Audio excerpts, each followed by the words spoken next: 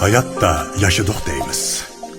Belkim hayat bizdi yaşadı, hem bizdi yaşnadı. Bizge mehman boldu. Gahilerimizga baldır kelip, baldır ketdi. Gahilerimizning bag'rida xili uzun yaşadı. Biz onunla kanmadık. Gayede hayat mı bizge kanmadı. Yani şu xiyallarımızını kuyga kattık.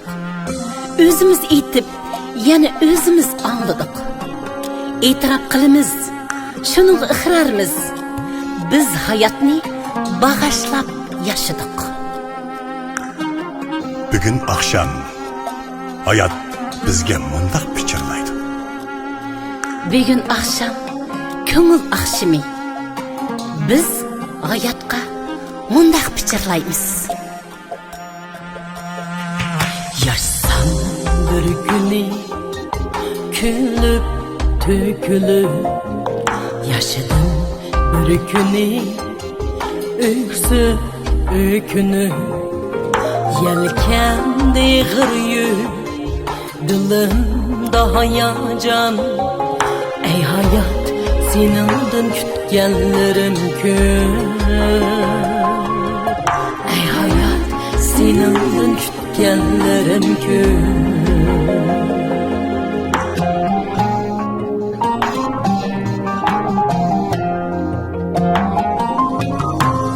Zemestan gelgende karlarım yağsa, baharın erip da egizler aksa, yazların beğidin altın küz baksa. Ey hayat, senindin kütkenlerim köp. Ey hayat, senindin kütkenlerim köp.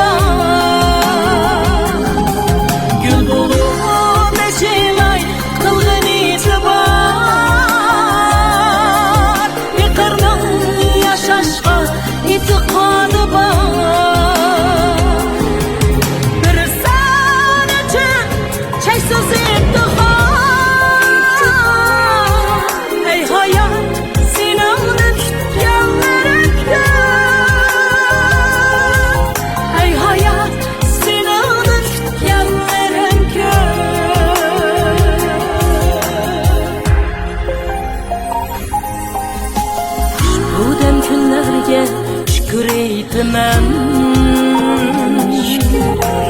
yol versen köklerge haman gitmem. Tuğuldum hamini ölüp gitmem. Ey hayat, senindin kütkenlerim köp.